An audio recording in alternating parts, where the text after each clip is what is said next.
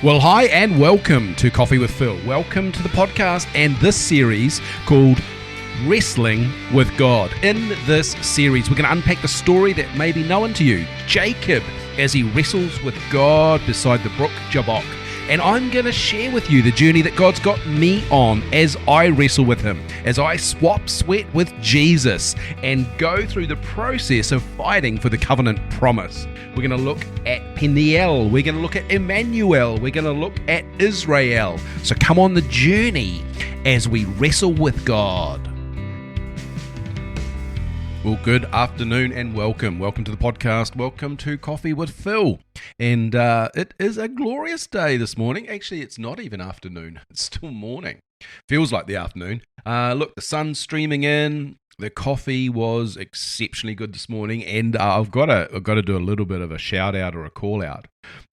My better half, Kathy, didn't have a great sleep last night. She said something about someone parked a tractor in the bedroom. I have no idea what she's talking about. Like, I was asleep. I didn't see anyone bring a tractor in at all. But she's a bit rough around the edges this morning, looking a bit sorry. So I made her a coffee. Now, you got to know she would drink maybe 1 or 2 coffees a year. So she just looked so sad, and I felt sorry for her. Some farmer in a tractor in the middle of the bedroom, I'm not sure, 3 o'clock in the morning. But made her a coffee, put a little love heart on the top of it, and deliver that to her. So coffee fixes all things. Her headache will be gone. She'll be bouncing around shortly, and hopefully that'll be good for everybody. Happy wife, happy life. So the coffee was good. The weather is good. The weekend looking good ahead. Birthday month this month. Lots of birthdays in our family. So we're having a good time celebrating life. We are in the midst of the series Wrestling with God. In fact, we're well past halfway. We're coming down to the landing. I'm not quite sure how I'm going to finish it, but at the end of it, we're doing these 3 episodes. The last one, 1 to 4, was called Emmanuel. This one's called Peni-el, and the next one will be called Israel. And I want you to note the L at the end of each of those names. Of course, we're referencing Jacob's season of wrestling with God. It was a season of his life, but there was an incident around the wrestling. But in fact, my experience is it's not just a one-off, it's a season. And that's what I'm speaking about in the journey that I'm on in this Faith Made Real. So much so that I've put this into a book. There's a couple of books coming out on my Amazon channel, which we'll put the link to at the bottom of the show notes here. But I just released this book called Hold Fast. And got a picture of a couple of sumo wrestlers, Japanese sumo wrestlers on the cover. And the subtitle is Join the Sumo Tribe of Holy Clingers. And I want you to buy the book. I do. I'm not going to give it to you. I'm asking you to buy it. Come on, support me in this, but not just buy it, because as much as I want you to read it, I want a lot of other people to read it. And so the way you can help me, I'm putting this right at the front here, being pretty blatant about this request. I'd love you to buy it, but then I'd love for you, once you've read it, to put a review on Amazon. Because when you do that, when you buy it and review it, Amazon recognizes you as a genuine purchaser, not just some random that went and put up some bot or some friend or auntie or mum or dad that went and put up a review. No, it's someone that bought the book, read the book, and has now reviewed the book. And it makes a big difference for authors on Amazon. So I'm asking you to do that.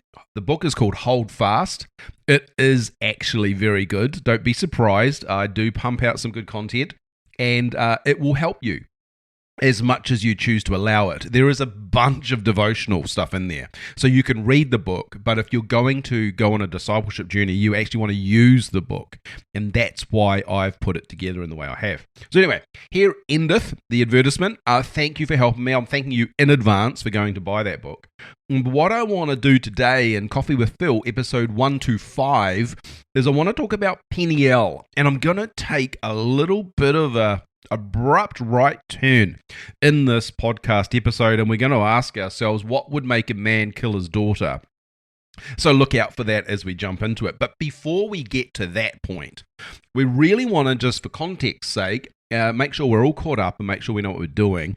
For those of you that are regular listeners, well, it doesn't matter who you are. You want to make sure you listen to each of these episodes in Wrestling with God because they all come together. I'm looking at it from about 7 different directions, and each one of them designed to help you in a different way. Today, we're looking at Genesis 32, verse 30. So a man comes at the night, wrestles with Jacob. We spoke about that at length in episode 124. In verse 30, it says Jacob named the place, meaning the campground where he was having his wrestling match on the banks of the river Jabbok. He says, the Bible says he named that place Peni-el, and then it gives an explanation, which is really helpful. He says, "For I have seen the face of God." And so the point of this episode today, in speaking together about our season of wrestling with God, and look, I just got a side note here. If you're not feeling like you're wrestling with God, I hope by the end of it you're wondering why not. So we'll just float that out there for you. Peni-el, I have seen the face of God. And at the start of this, I just want to make a couple of observations. Firstly, this implies a face-to-face relationship. I saw a reel just yesterday that said, in the biblical context, the word and the language, the nuance for worship also can mean embrace or kiss. And if you've ever kissed someone, you can't kiss them except to be face to face. Perhaps, may I propose to you that this is God's idea of his best idea of our relationship with him. It's why he created us, for relationship, for fellowship, and for intimacy. And so, a face-to-face, Peni-el, I have seen the face of God. I want you to get a picture of face-to-face intimacy. Surely, friends, you cannot be surprised that God would want to be face-to-face and embrace and kiss and intimacy with you, for he is the God whom we will wed and be united with him as one for eternity. What is this place of Peni-el? It's a place where we see the face of God, where we experience a face-to-face relationship, which can be described as a relationship of intimacy. And as I was speaking recently to you listeners, this is a place of encounter. So if you've ever kissed someone face-to-face, you'll know that it's an intimate exchange, but it's an encounter. Now, listen, God chooses to come to us, Emmanuel, that was episode 124. He chooses to come to us for what purpose? He chooses to come and have an encounter with us. But more than that, friends, if you remember the episode 124, what is the purpose of the encounter? It is our transformation. God desires that we would live in face-to-face relationship with him in order that we would have an encounter that leads to transformation that he has led us into. And if you're walking in faith and you're avoiding those encounters or that transformation, then you are missing out on the life God has for you. And it's not because he doesn't invite you, it's because you decline the invitation. Let's get into that today and really stir ourselves in holy faith to pursue God and be found by him at the river Jabbok. So let's get into, I want to talk about 3 different people. Jacob is one of them. He's the third one I'll speak about. But I want to talk to you about Jephthah. I want to talk to you about Hagar. And then I want to talk to you about Jacob. So let's talk about Jephthah. Recently, actually for a long time, when you read the book of Hebrews chapter 11, which we could just probably say is the hall of faith. It's the chapter of faith. It's, faith is the substance of things hoped for but not yet seen, and it speaks of the patriarchs of faith and the heroes of faith, and we read that to understand how we might live a life of faith. And then, somewhere in verse 32, the writer of Hebrews, we don't know who wrote this chapter, but the writer of Hebrews just drops a bunch of names. And so the writer says, "And what shall I yet say? For the time will fail me recounting about Gideon, Barak also, and Samson, and Jephthah, David also, and Samuel, and the prophets, those who, through faith, did subdue kingdoms, wrought righteousness, obtained promises, stopped the mouth of lions, quenched the power of fire, escaped the mouth of the sword, were made powerful out of infirmities, became strong in battle." Well, that's really attractive to me, that we would live a life that subdues kingdoms, wrought righteousness, obtained promises, stopped the mouth of lions, quenched the power of fire, escaped the mouth of the sword, were made powerful out of infirmities, and became strong in battle. That's what I want. And so I look at that, and then I realize that the author of Hebrews is saying, well, look, I could talk to you about Gideon, Barak, Samson, Jephthah, David, and Samuel, and the prophets. And I look and I go, Jephthah. I mean, Gideon I know, Barak I know, Samson I know, David and Samuel I know, but Jephthah. And so I went and I had a look at Jephthah. And this is me doing a bunch of research for a secret book project that I've got that I'm working on. And so it's just you and me here. No one else needs to know about this. I'm just letting you behind the curtain, but I am working on a significant book project, fiction. I set myself a goal over a year ago to write a novel. It's a Christian novel, and I'm doing a lot of research as part of the writing. I've taken a little bit of a break from it while I'm putting these other books together for your benefit. You're welcome. Make sure you buy them. But in this research, I went and read the story of Jephthah. He was a judge. He was in Judges chapter 11 and 12. And he goes to battle. I'm going to give you the very, very, very short version. He goes to battle and he makes a vow before the Lord, and he says, if the Lord will help us to win this battle, I'm paraphrasing because I'm doing it from memory, sorry about this, but we're moving quickly here, folks. If the Lord allows me to win this battle, then I make this vow that whatever I see when I return home, whatever I see first, whatever comes to me first from my home, that I will offer unto the Lord as a sacrifice. And so he wins the battle and he goes home and everyone's like, this is amazing. God gave us the victory, because that's how people thought in those days. They actually honored the Lord for the good things in their life. They go home and they say, isn't it wonderful? The Lord gave us victory, and Jephthah, our leader, has made a vow before the Lord. And they walk home, and out of the front door of his house walks his daughter. And everyone goes, that's awkward. And he looks and he says, well, I made a vow before the Lord and the men that I would offer unto the Lord and sacrifice that which came from my home first. And here my daughter I love is that very thing. And so he sacrifices his daughter. It's an interesting story. I encourage you to go and read it if you haven't read it for a long time. And I ask myself this question: what made him kill his daughter?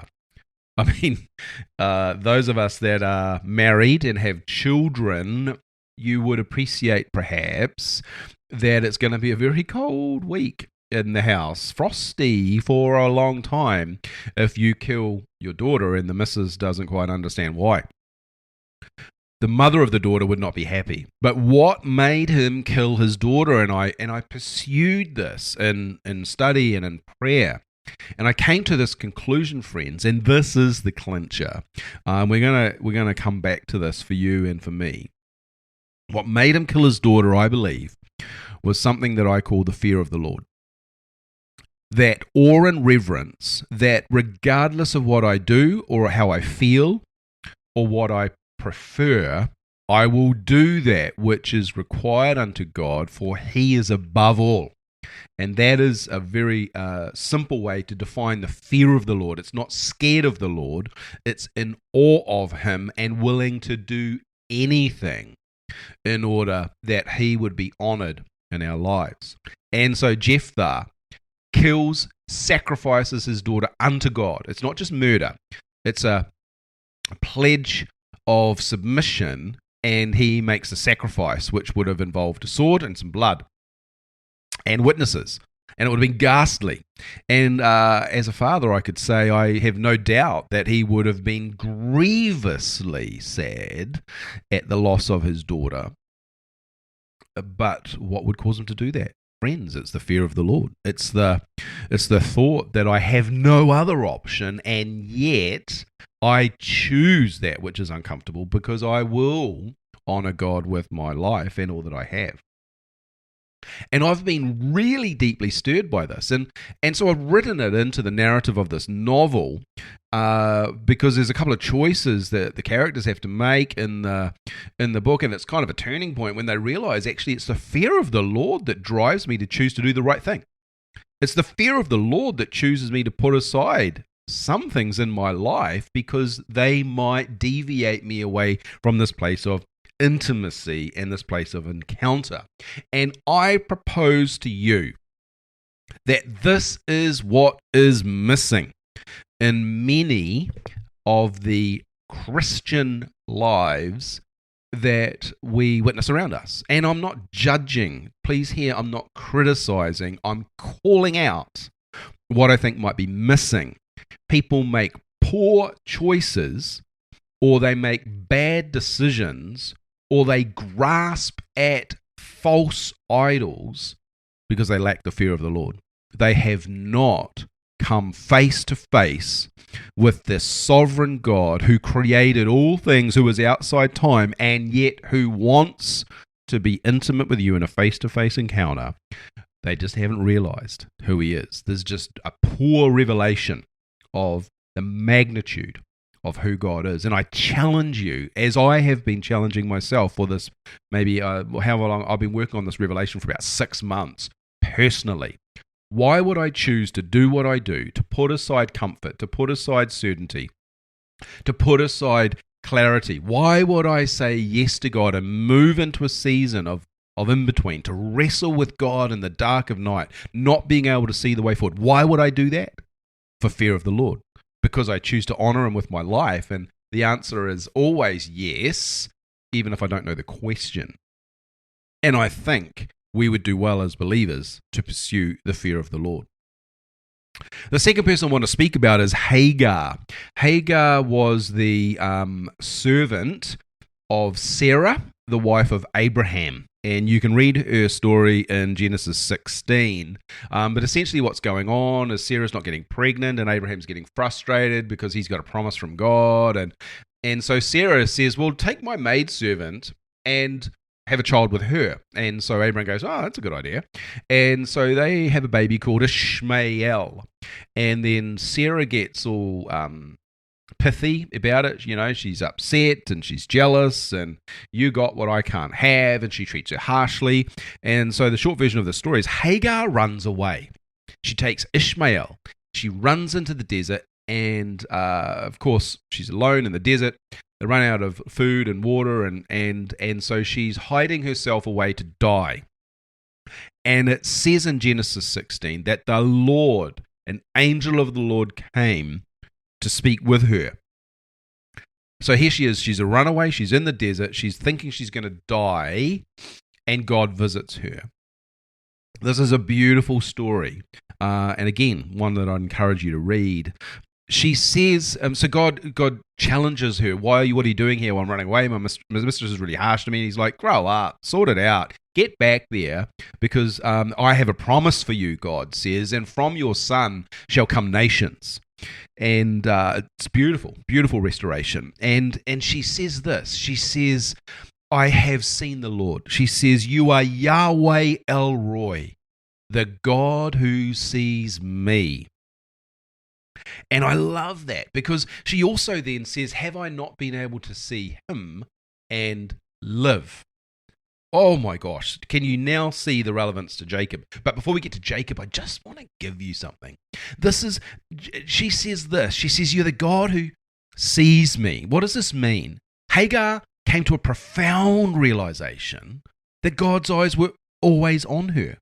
Come on, friends, I'm encouraging you, and I'm encouraging myself here, in the dark, in the limbo, in the in-between, in the God, where are you? Or God, how do I find you? Hagar came to a profound realization. God's eyes were always upon her. He saw everything. He saw her mistakes. He saw her pride. He saw her escape from her mistress. God saw her sitting by the spring in the wilderness, and it was in that place that he encountered her.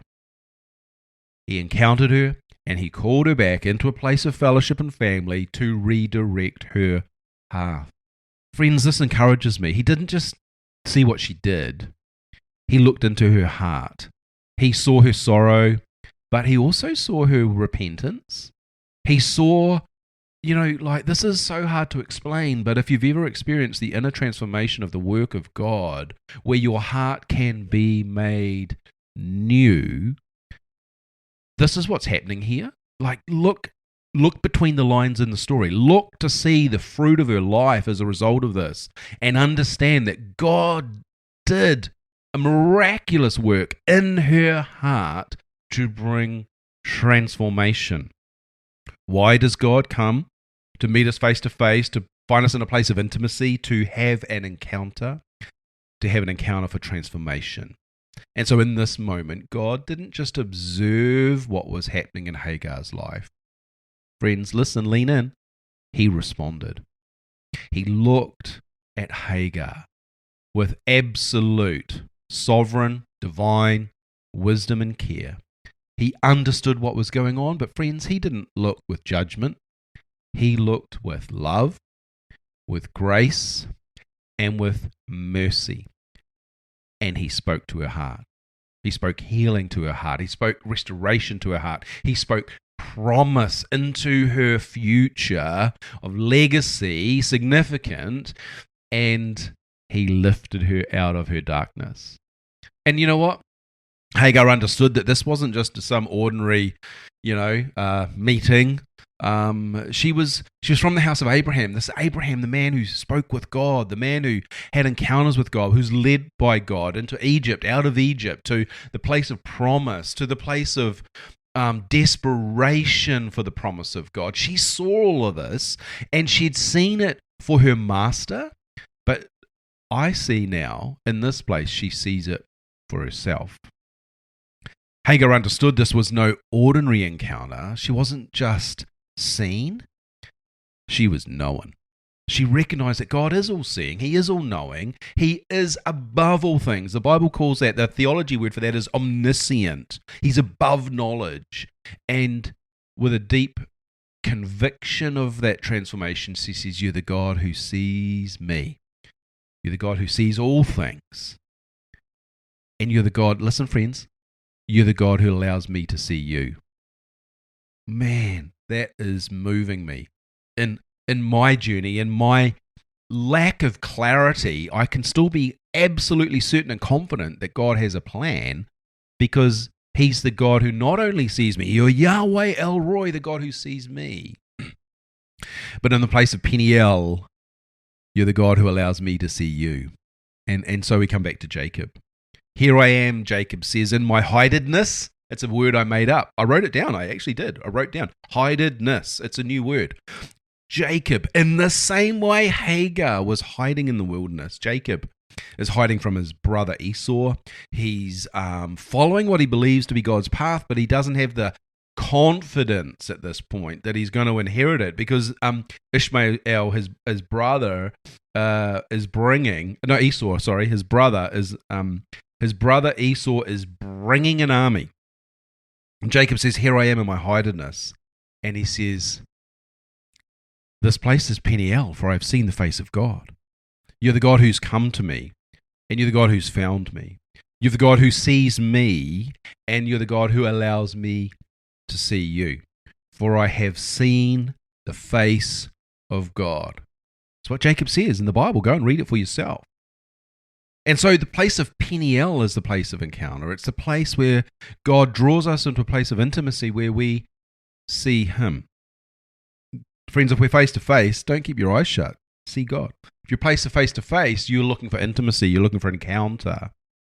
That's what we should be desiring. And you know what I think is a pathway into that is this concept of the fear of the Lord. And this is what I want to finish with. A conversation or a confession about the fear of the Lord. What would cause me to turn away from distraction? It's the fear of the Lord. What would cause me to obey God, even when it doesn't make sense? It's the fear of the Lord. What would cause me to turn away from my life of sin? It's the fear of the Lord. What would cause me to honor my wife or the leaders of the church, or what would cause me to serve my family with sacrifice? The honest truth is, it's not what I get out of it. It's the fear of the Lord. For the fear of the Lord is the desire to please Him, the desire to serve Him, the desire to lift Him up and honor Him above all things. I'm reminded of Daniel, who the young man who was taken captive from Jerusalem. He was one of the favored ones, so he was put in the king's palace and he was trained for a period of 3 years, and he was a young Hebrew boy who knew what it was to worship Yahweh.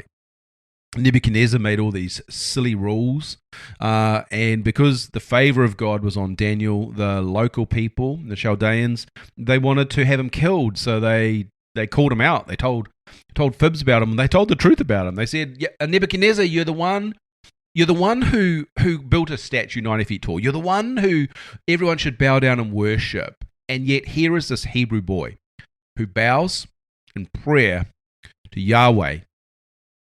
And knowing the threat of death, why would Daniel do that? Fear of the Lord. Was he afraid of God and the judgment of God? No. He knew what it was to worship the God of Israel, the God of all creation, the God who chose Abraham, who called a nation unto himself, who led Abraham and the sons of Abraham, the tribes of Israel, through the desert to have an encounter for purification, to then possess the promise. Daniel understood that story, and he knew where he fit in it.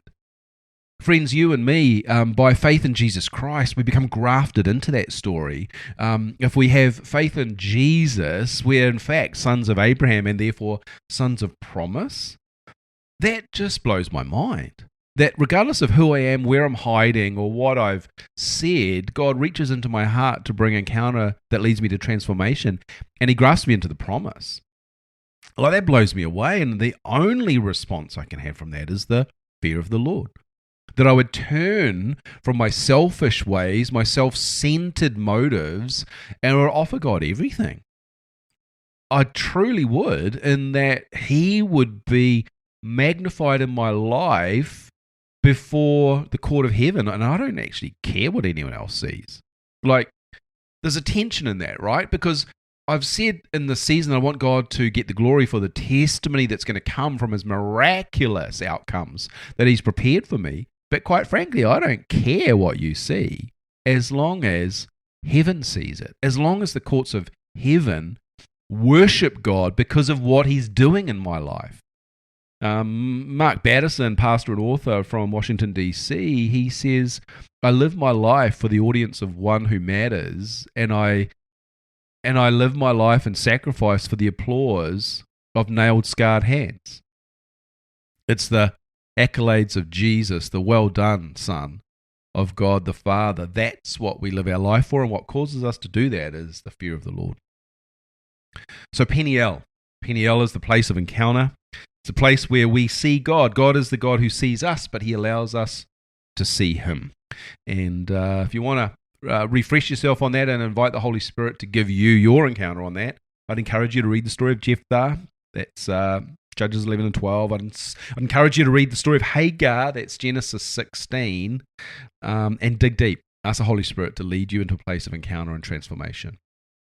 And I pray that you'd find your place of Peni-el, the place where God meets you for an encounter that leads to transformation, that you would see God face to face, that you would know that He knows you and that you can know Him.